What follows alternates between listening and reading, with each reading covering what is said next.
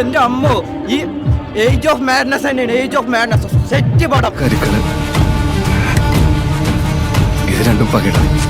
മമ്മൂട്ടിയുടെ പെർഫോമൻസ് കാണണമെങ്കിൽ ഇത് എന്തായാലും തിയേറ്ററിൽ തന്നെ കാണണം. സെക്കൻഡ് ഹാഫ് ഒക്കെ ഫുൾ എൻഗേജിങ് ആണ്. മമ്മൂക്കാന്റെ സൗണ്ട് മോഡുലേഷൻ എൻ്റെ അമ്മോ ഈ ഏജ് ഓഫ് മാഡ്നസ് തന്നെയാണ്. ഏജ് ഓഫ് മാഡ്നസ് സെറ്റ് പടം സൂപ്പർ. ഫസ്റ്റ് ഹാഫ് ഇൻട്രോ, മമ്മൂക്കാന്റെ ഇൻട്രോ ഒക്കെ വേറെ ലെവലാണ്. Super super super. ഒരു രക്ഷയില്ല, ഒന്നും പറയാൻ. മമ്മൂട്ടി പൊളിച്ചു. ഒരു 70 വയസ്സിന് വേണ്ടി പ്രായമുള്ള ഒരാൾ 50 വർഷത്തിന് വേണ്ടി എക്സ്പീരിയൻസ് ഉള്ള ഒരാളാണ്. ഇതുവരെ ചെയ്യാത്ത രീതിയിലുള്ള ഒരു കഥാപാത്രം ചെയ്തു വെച്ചിരിക്കണം. അടിപൊളി. തകർത്തു വാരി. നല്ലോണം ഗംഭീര പടം. നമുക്ക് ഞെട്ടിച്ചു തുടങ്ങി. പെർഫോമൻസ് രക്ഷയില്ല. പിന്നെ മലയാള സിനിമയിൽ ഇതുപോലൊരു സിനിമ ആദ്യമായിട്ട് പറഞ്ഞത് അത്രയും ഗംഭീരം. ബ്ലാക്ക് ആൻഡ് വൈറ്റ് ആണെങ്കിൽ പോലും നമ്മൾ അത്രയും ത്രില്ലടിച്ച സിനിമയാണ്. കാരണം മലയാളത്തിലെ നിരവധി കഥാപാത്രങ്ങൾ നമുക്ക് തന്നിട്ടുള്ള നടനാണ് മമ്മൂക്ക. ഈ സിനിമയിൽ മമ്മൂക്ക അഭിനയിക്കുകയല്ല, ജീവിക്കുകയാണ്. നമ്മുടെ ഒരു അത്ഭുതത്തോടുകൂടി മലയാള സിനിമ ഒരു ലോക സിനിമയ്ക്ക് മുമ്പിൽ തന്നെ വെക്കാൻ പറ്റുന്ന ഒരു സിനിമയാണ് ബ്രഹ്മയുഗം.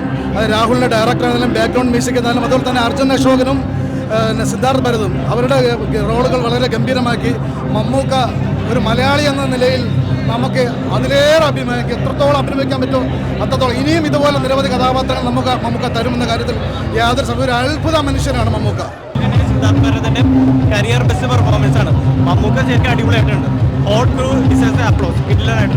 വളരെ ഹാപ്പിയാണ്. ബ്ലാക്ക് ആൻഡ് വൈറ്റ് പടത്തിൽ അഭിനയിക്കാൻ പറ്റി, മമ്മൂക്ക കൂടെ അഭിനയിക്കാൻ പറ്റി. രാഹുലേട്ടൻ വെറുതെ പൊളി ആയിട്ടുണ്ട്. പിന്നെ നമ്മുടെ പടത്തിനെ പറ്റി നമ്മളെങ്ങനെയാണ് ഇത്രയില്ല. നമുക്ക് എന്തായാലും നമ്മുടെ പടം പിന്നെ തീർച്ചയായിട്ടും അത് ഡയറക്ടറിൽ നിന്ന് കണ്ട് ഞെട്ടിക്കൊണ്ടിരിക്കണായിരുന്നല്ലോ. ഞാൻ എല്ലാ ഇന്റർവ്യൂവിലും പറഞ്ഞായിരുന്നു, നമ്മൾ ഷൂട്ടിംഗ് സമയത്ത് തന്നെ മൂടായിരുന്നു.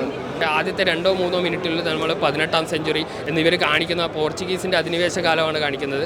ആ ഒരു കാലഘട്ടത്തിലേക്ക് നമ്മൾ വളരെ പെട്ടെന്ന് മാറ്റാൻ വേണ്ടി ഡയറക്ടർക്ക് കഴിഞ്ഞു. പിന്നെ ഈ സിനിമയിൽ നമ്മൾ മമ്മൂട്ടിയെ എന്തുകൊണ്ടാണ് രാക്ഷസ നടികർ എന്ന് വിളിക്കുന്നത്? ഈ മലയാള സിനിമയിലോ ഈ സിനിമയിൽ തന്നെ മമ്മൂട്ടി ഒരു രാക്ഷസൻ തന്നെയാണ്. അതുകൊണ്ടാണ് രാക്ഷസ നടികർ എന്ന് പറയുന്നത്. മമ്മൂട്ടിയെ കുറിച്ച് പറയണമെങ്കിൽ നമുക്കറിയാം, പുള്ളി അത് ഓൾറെഡി ഓരോ ഇതും കഴിയുന്നതോറും പുള്ളി ഇങ്ങനെ പീക്കിൽ എത്തിക്കൊണ്ടിരിക്കുകയാണ്. അപ്പോൾ അതിലൊരു കുറവും വന്നിട്ടില്ല. പുള്ളി അടിപൊളിയായിട്ട് ചെയ്തിട്ടുണ്ട്. അതിലൊരു ഡൗട്ടും വേണ്ട.